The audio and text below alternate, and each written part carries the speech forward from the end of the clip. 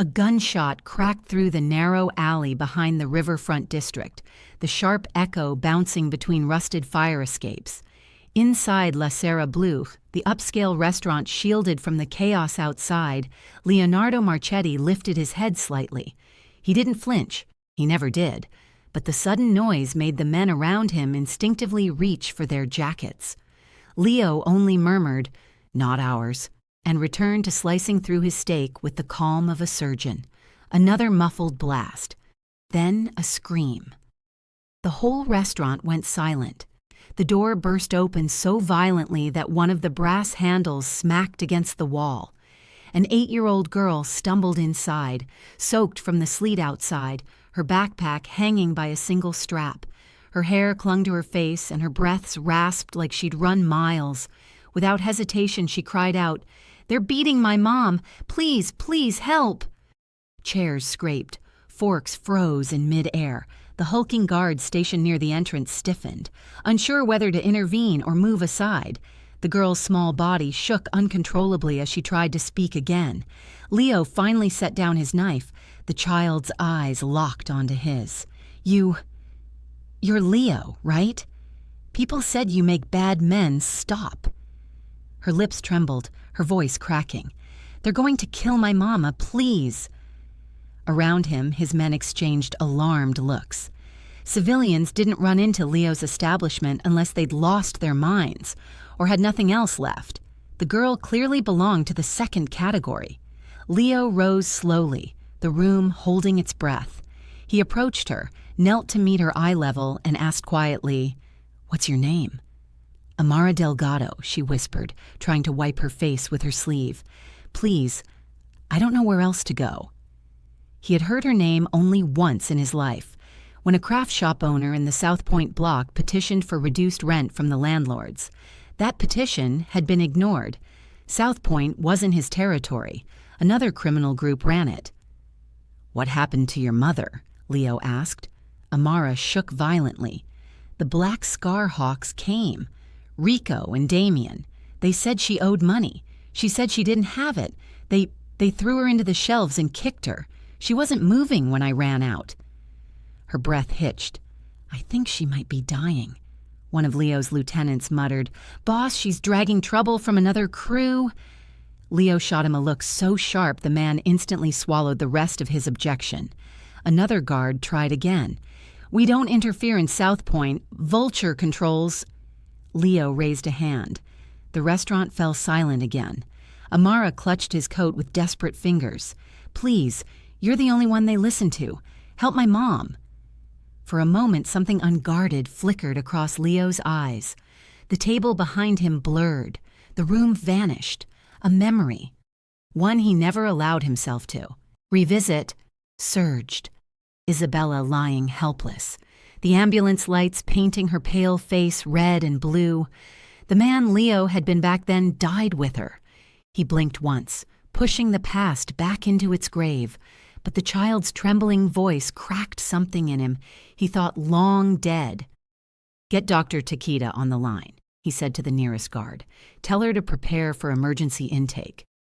The men stiffened. One stammered, "Boss, you sure? This could start something." "Then let it start," he said, standing. "I'll finish it." Without waiting for argument, he took off his coat, wrapped it around the girl, and guided her toward the door. She leaned into him, shaking from cold and fear. "Thank you," she whispered. "We're not done yet," he replied. 2 black sedans screeched to a stop outside.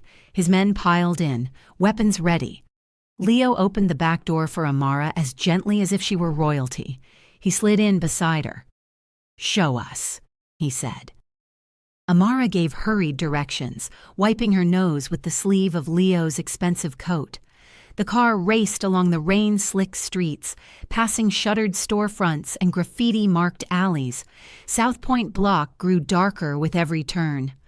"Why'd they beat your mother?" Leo asked. "She couldn't pay anymore," Amara said, voice shaking. "Business has been slow, and she was scared to close because she didn't want to disappoint customers. She said we'd be okay if we kept trying." Leo could almost hear Isabella in those words, soft, stubbornly hopeful. He inhaled slowly, steadying himself. "When this is done," he told her, "you won't worry about them again." Amara looked up at him with wide, wet eyes. "You promise?" Leo didn't make promises. He delivered consequences. But tonight was different. "I promise," he said. The car spun around a final corner, and Amara cried out, "There! That's our shop!" The vehicle slammed to a stop. Leo stepped out into the cold rain. The craft shop was a mess, shelves toppled, merchandise scattered into the street. The door hung off one hinge. Inside, a faint groan could be heard. "Move," Leo ordered. His men rushed in. Leo followed, scanning the debris. Lucia Delgado lay sprawled across the shattered glass counter, her breathing shallow. Blood trickled from her temple. Amara flew to her mother, sobbing, "Mama, Mama, wake up!" Leo knelt beside Lucia, checking her pulse. Weak, but there. He shrugged off his inner coat and draped it over her. His lieutenant said, "Boss, she needs immediate treatment." "She'll get it," Leo replied. "Takeda's team is ready." Two men carefully lifted Lucia as Amara clung to Leo's arm. "Please don't let her die," she whispered through sobs. "She won't," he said. They loaded Lucia into one of the cars. Leo leaned in through the open door. "Take her straight to Takeda. Full security escort." "Yes, boss." Azai. The vehicle pulled out. Amara stayed glued to Leo. Are they going to come back? Rico and Damien?" Leo stood, his expression sharpening. "No, they're finished." A guard approached. "Boss, neighbors saw the attackers heading toward the warehouse district." Leo's jaw tensed. "Good. Find them. Bring them alive." Within minutes, two other sedans peeled away to hunt the men responsible. Amara tugged at Leo's sleeve. "They said they'd come again tomorrow for the rest of the money. They said my mom should have known better." "She didn't do anything wrong," Leo said. A car door clicked open behind them. "Boss, we should move. This place isn't safe for the kid." Leo looked down at Amara. Rain soaked her hair, her cheeks, her shoes. She looked so small, and yet she had run through the city alone, in the dark, to save her mother. "Come on," he said gently. "Let's get you somewhere safe." She nodded and climbed into the car with him. As they drove away, Leo glanced at her trembling form and murmured, "You're brave, braver than most grown men I've met." Amara sniffed. "I just didn't want my mom to die. And that," Leo said, "makes you extraordinary." The car sped through the wet streets toward his private medical wing. Leo watched the city blur beyond the windows, thinking of the two gang members and their boss, Vulture Vargas. This wouldn't just be a warning. This would be a reckoning.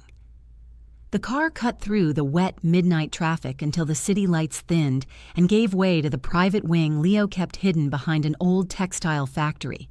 Two guards opened the doors before the vehicle even stopped. Amara climbed out, stumbling slightly, her legs trembling from exhaustion and fear. Inside, bright white light spilled from the hallway as Dr. Takeda and her medical team rushed Lucia through the double doors. Amara tried to follow, but a nurse gently stopped her. "We'll take good care of your mother, I promise." Amara clung to Leo like he was the only solid thing in her collapsing world. "Can I stay with her? Please?" Leo placed a steady hand on her shoulder. "They have to work, but you'll see her soon." Her small fingers twisted into the fabric of his sleeve. "I'm scared." "So am I," Leo admitted quietly, something he rarely said to anyone. A guard approached. "Boss, we just got word. Rico and Damien were spotted near Dock 9. Running. They're armed." Leo's eyes hardened. "Bring them to the warehouse on Riverbend Street. I'll meet you there." Amara immediately grabbed his hand. "Don't leave. What if something happens to Mama while you're gone?" He crouched so their eyes met. "Nothing will happen to her. Dr. Takeda is the best there is, and I promise you, I won't be gone long." Tears collected along her lashes. "Promise?" He nodded once. "I keep my word." A nurse approached. "We can take her to the family room. She can rest there." Amara didn't want to go, but exhaustion weighed on her. She looked back at Leo as she was led down the hall. "Please come back. I will." The moment she disappeared behind the corner, Leo's face shut down, emotion sliding behind the steel mask he'd worn for decades. He turned to his men. "Let's finish this." The sedan tore through the night again, this time toward the Riverbend warehouse, a place that held more secrets than any confession booth. Rain battered the windshield, the wipers barely keeping pace. Inside the car, one of Leo's lieutenants cleared his throat. "Boss, with all respect, this kid, this woman, they aren't ours. This isn't our turf. Vulture won't like you interfering." Leo stared out the window at the streaks of light. He doesn't have to like it. He just has to survive long enough to listen. "Still," the man tried again, "you're risking starting a war." Leo finally looked at him. A war started the moment they laid hands on that child's mother. The lieutenant swallowed and turned forward. When they arrived, the warehouse door was already open, 2 guards dragging Rico inside, while Damien struggled helplessly in another man's grip. Both were bruised from the chase, soaked from the rain and breathing hard. Rico spat blood onto the floor as Leo walked in. "This about that woman?" he sneered. "She should have paid—" Leo hit him so fast and so hard that Rico crumpled sideways, choking on the words he never finished. Damien backed against the wall. Boss, look, we didn't mean to go that far," Damien stammered. "She fought back. We were just doing our job." "Your job?" Leo stepped closer. "Your job is putting fear into people who can't defend themselves. Your job is bleeding the weak dry, and you think that's something to be proud of?" Damien's face drained of color. "Please, we were following orders. Vulture said the shopkeepers on South Point needed a reminder. He said if they didn't pay, we make them pay."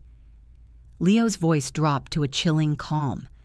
"So you almost killed a woman in front of her child?" Rico coughed blood and laughed weakly. "Kid ran fast, didn't expect that." Leo leaned down until his face was inches from Rico's. "If she hadn't run, she would have watched you murder her mother. You think that's funny?" Rico's smile faltered. Leo stood straight and wiped his hands.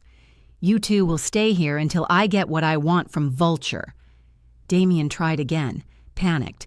"Vulture's not gonna like this. He'll retaliate." Leo turned toward him. "No, he'll negotiate, because he knows very well I don't touch civilians, unless you force my hand, and you did." Rico snarled. "We ain't scared of you." Leo didn't respond with words. He merely signaled one guard who slammed Rico's head against a steel beam hard enough to shut him up but not knock him out. Then Leo said quietly, "You will be." He walked out, leaving Rico groaning and Damien trembling. The rain had slowed to a drizzle, the air thick with anticipation. His car pulled up again. "Boss, where to?" Leo slid in. "South Point Depot. Tonight." The sedan drove off. Inside the car, Leo closed his eyes for a moment. He didn't want to admit it, but seeing Amara trembling in that restaurant ignited something protective in him he hadn't felt since Isabella, the woman who had once told him that even in darkness, a person could choose to be a shield and not a blade. He thought he'd buried that man. But tonight, the echo of him woke. They reached the abandoned freight depot in the far end of South Point, Vulture's territory. Rusted shipping containers stood like silent giants, and graffiti-covered trucks formed a perimeter around a flickering floodlight. Men in dark jackets circled the area, guns slung across their chests. Leo stepped out. The men tensed immediately. A few reached for their weapons before realizing exactly who stood in front of them. The crowd parted as Vulture Vargas emerged from the shadows. Vulture was tall, lean, tattooed to the jawline, and carried himself with the confidence of a man used to ruling by intimidation. His grin was mocking. "Leo Marchetti, to what do I owe the honor?" "You already know," Leo said. Vulture chuckled. "Ah, the craft lady. Shame what happened, but you know how it is. People pay, or they get reminded. You nearly killed her." Vulture shrugged. Collateral damage. Business is business. Leo stepped forward, and some of Vulture's men raised their guns. Vulture held up a hand, smirking. Easy, boys. Leo doesn't kill civilians, or children, or women. He's got principles. Leo's voice dropped. Tonight, I'm not here about principles. I'm here about consequences. Vulture's smirk faded. Leo continued, Your men, Rico and Damien, are in my custody. They talked. And you're going to fix what they broke. Vulture laughed out loud. You think you can walk into my yard and make demands? Yes. Vulture's amusement turned to irritation. This is South Point, not your playground. Leo stared at him, unblinking. Your playground nearly murdered a woman who never wronged you. Vulture scoffed. She didn't pay. Leo cut him off. She didn't owe. Your collectors inflated fees and then doubled them again. They used fear instead of rules. Your rules. They made you look sloppy. That hit a nerve. Vulture's eyes flickered. Leo pressed the advantage. You've lost control, and now I'm here to clean your mess. You think you're saving her? You think that little girl matters? Vulture snarled. Leo's jaw clenched. She matters more than you ever will. Vulture stepped closer. So what now? Leo, you gonna threaten me? Start a war? Leo leaned in. If you force me. The two men stared at each other, tension electrifying the air. Then Leo said, You will pull your men from South Point's 12-block radius around the shop. You will return every dollar you extorted from those blocks, and you will give me the names of every collector involved. Vulture barked a laugh. Or what? Leo held his gaze. Or this city becomes very small for you very fast. Vulture studied him for several seconds. Then his grin vanished. He realized Leo wasn't bluffing. Leo didn't bluff. Vulture's jaw flexed as he looked around at the faces of his men.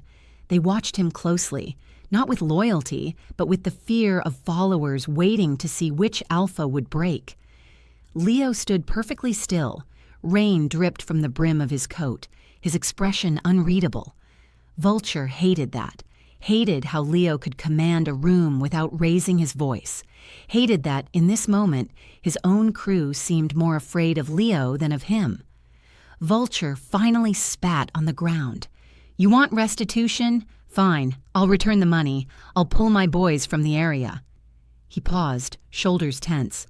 But don't think this makes you king of South Point. Leo turned to leave. I don't want South Point, he said. I want justice. Vulture's voice rose behind him. What about my men, Rico and Damien? Leo didn't turn around. They live. What happens next depends on how well you keep your word. He walked back toward his car, his guards falling in behind him. When he reached the door, Vulture shouted one last warning. You're making a mistake, Leo. You can't protect everyone. Leo opened the car door and glanced over his shoulder. I only need to protect one tonight. The door shut. The engine roared. The car sped away, leaving Vulture scowling under the floodlight, jaw clenched so tightly that his teeth creaked. Inside the vehicle, Leo closed his eyes briefly, just for a moment. He pictured Amara's terrified face, Lucia's still body, Isabella's lifeless form 28 years ago. The past and present collided in painful flashes. Boss? His driver asked quietly. Leo opened his eyes. To the medical wing. The warehouse confrontation had taken less than 20 minutes, but it felt like a lifetime. All Leo wanted was to see whether Amara's mother had stabilized, whether the child's bravery had actually saved her. When they arrived at the hidden medical wing, Leo stepped out before the car fully stopped. He walked briskly to the family room. As soon as he opened the door, he saw Amara curled on the couch, hugging a cup of hot chocolate with both hands. Her eyes were swollen, red, exhausted. She jumped to her feet when she saw him. Leo, is my mom okay? Is she alive? Her voice cracked painfully. Leo knelt in front of her. She's alive. The relief that washed over her face was heartbreaking. Her knees buckled and she hugged him tightly. He froze for a second. He always froze when touched, but then slowly, awkwardly, he rested a hand on her back. A nurse stepped into the doorway. "Mr. Marchetti, Dr. Takeda will update you now." Amara grabbed his hand as if afraid he might vanish. He squeezed her fingers gently. "Come with me." They followed the nurse to the operating room doors. Dr. Takeda emerged, pulling off her gloves. "How is she?" Leo asked. Takeda sighed. "She suffered a severe concussion, a fractured rib, and internal bleeding, but we managed to stop it. Her condition is stable. She's unconscious, but she's past the worst part." Amara clapped her hands over her mouth, crying with relief. Leo let out a breath he hadn't realized he'd been holding. "She'll need rest," Takeda continued, "several days at least, and the stress she endured could slow her recovery, but she should survive." "Thank you," Leo said, and he meant it. Takeda nodded. "I assume you'll handle the rest." Leo's expression darkened. "Already did." Amara tugged on his sleeve. "Can I see her, please?" Takeda softened. "Yes, just for a moment." Leo carried Amara inside. Lucia lay on the hospital bed, pale but breathing steadily, hooked to IV lines. Amara released a choked sob and leaned over to kiss her mother's forehead. "Mama, I'm here. Leo helped you. You're safe." Leo stood in silence, watching the small girl cling to her mother's hand. He whispered, "I'll make sure no one touches you again." Amara looked up at him with trembling lips. "Thank you." Leo's phone buzzed in his pocket. He stepped outside and answered it. "Boss," one of his lieutenants said, "we've received a message from Vulture. He says restitution will be delivered tomorrow morning." Leo's jaw tightened. "He'll try something." "Yeah. Should we prepare?" "Yes," quietly. He ended the call. Inside the room, Amara had crawled into a chair beside her mother, still holding Lucia's hand. Her eyes drooped, exhaustion pulling her down like gravity. Leo approached the nurse. "Find a place for her to rest, somewhere safe." "We have a children's room," the nurse said gently. "I can take her." Amara looked up as Leo approached. "Are you leaving again?" "Not right now," he said. "Try to sleep." She hesitated, then nodded. He lifted her into his arms. She weighed almost nothing and carried her to the children's room down the hall. A small bed, warm blankets, soft lights. She curled under the blanket, fighting sleep. Her voice barely rose above a whisper. "Will my mom wake up tomorrow?" "Most likely, yes." "Will you still be here?" Leo paused. The promise he made earlier didn't feel like a burden. It felt necessary. "Yes, I'll be here." Amara finally closed her eyes. Leo stood in the doorway a long time, staring at the sleeping child, wondering how he, a man carved out of violence, had become the person protecting a little girl from monsters created by men like him. He whispered to himself, "Isabella, you'd laugh if you saw me now." He stepped out and closed the door. A guard approached quietly. "Boss, you look tired." Leo ignored the comment. "Double security. I want eyes on every entrance." "Yes, sir." Leo returned to Lucia's room. She was still unconscious, her breath shallow but steady. He took the chair beside the bed and sat. For a long time, he said nothing. Then, "You raised a brave daughter." His voice was low. "She faced men twice her size tonight. She ran through the city in the rain. She came to me, a man she should have feared, because she believed you deserved help." He exhaled slowly. "I don't know why I'm telling you this," he murmured, "but your daughter reminded me of someone I lost a long time ago, someone I failed to protect." Lucia didn't move, but Leo kept talking, because the room was quiet, and because maybe it felt like someone needed to hear him. "I'm going to make sure this never happens to you again, or to her." He stayed in that chair for hours, watching over Lucia, watching over Amara, watching over the ghosts he carried. At dawn, one of his men entered. Boss, that we have a problem. Vulture sent the restitution, but something's off. Leo stood. What is it? They sent double the amount and a note. Leo grabbed the note. It read, "If you want peace, come alone. No guards. Noon. Pier 17. Leo crushed the note in his fist. A trap. Of course it was. But he was going. For Amara, for Lucia, for the promise he made. Leo didn't waste time. He left the medical wing with a cold, lethal focus. His men followed him down the hallway, but he raised a hand. "No one comes with me." They halted. His lieutenant frowned. "Boss, Pier 17 is a kill box. You go alone. They'll drop you into the river before you even get 2 steps onto the dock." Leo slipped on his gloves. "If I don't go alone, they'll target Amara and Lucia next. They'll want to send a message." "But you said—" "I know what I said," Leo cut in. "I'll be back." His men exchanged uneasy glances. Leo didn't give them time to argue. He walked out into the icy morning air, sliding into a black sedan without a driver. He drove himself toward the docks, watching the city crawl awake through the windshield. His thoughts drifted to Amara, the way she'd run into his restaurant, soaked, trembling yet refusing to give up, the way she held on to him like he was the only thing keeping her from drowning, the way she whispered, "Please come back." He tightened his grip on the steering wheel.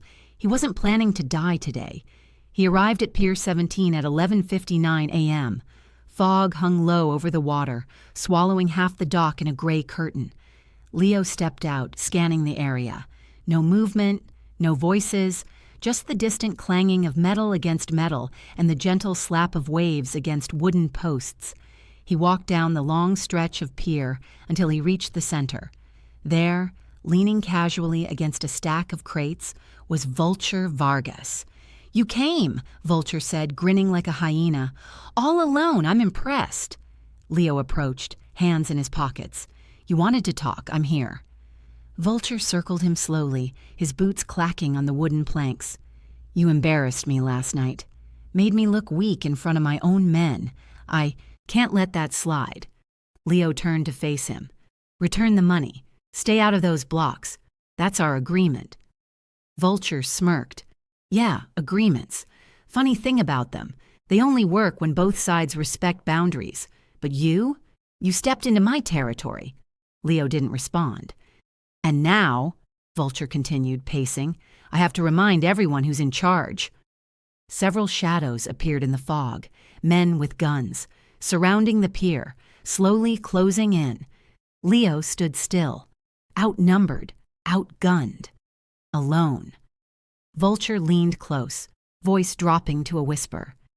"You should have stayed in the river district, Leo. You should have let the woman die." Leo's jaw tightened. "But don't worry," Vulture added. "We'll take care of the kid next. She won't suffer long. Maybe a minute." The moment those words left his mouth, something inside Leo snapped. Not rage, not fear. Something colder.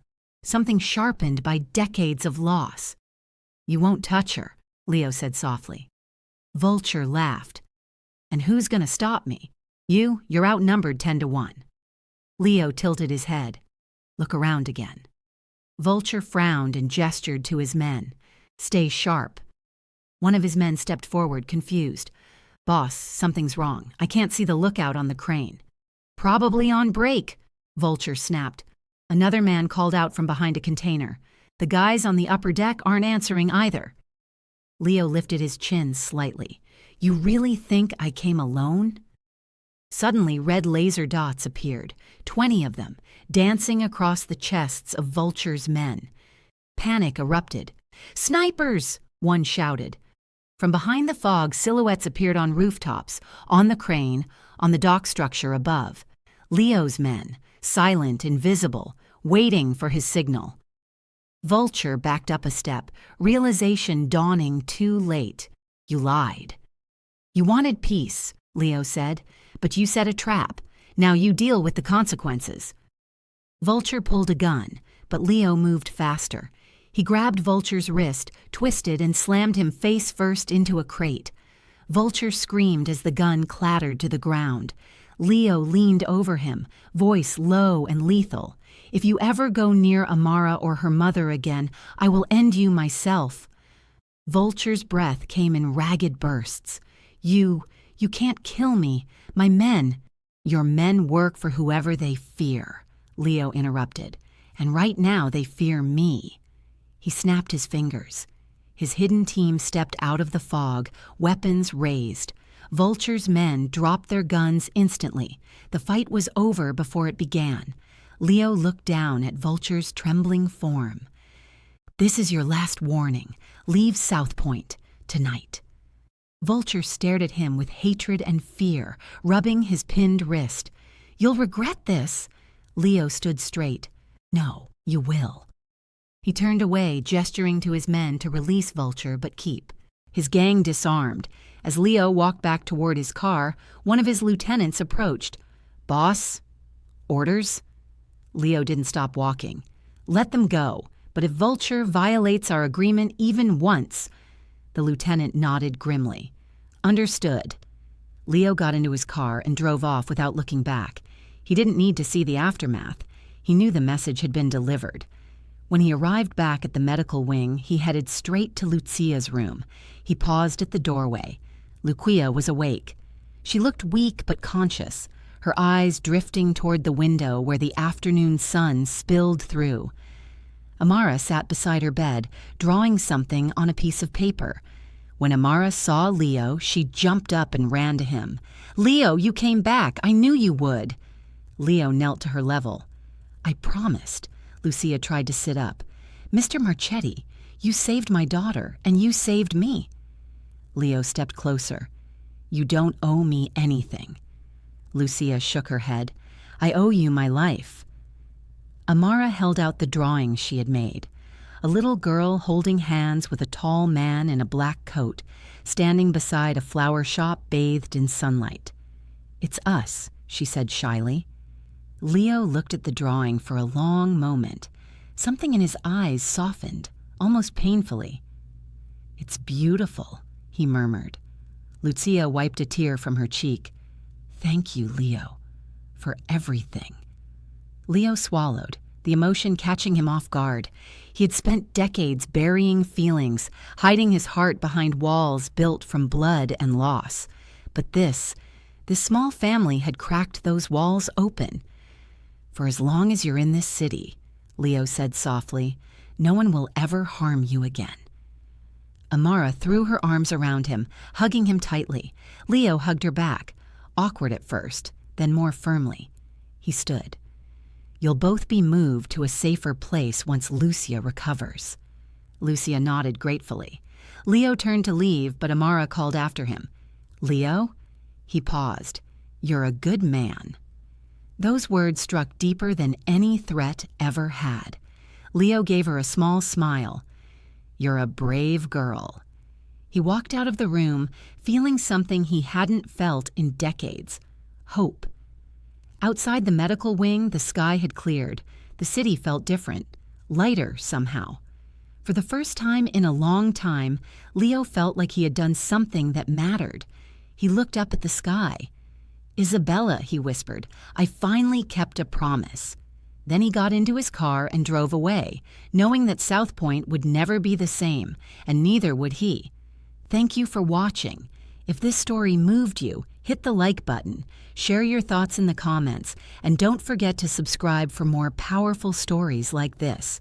Your support helps keep these stories alive.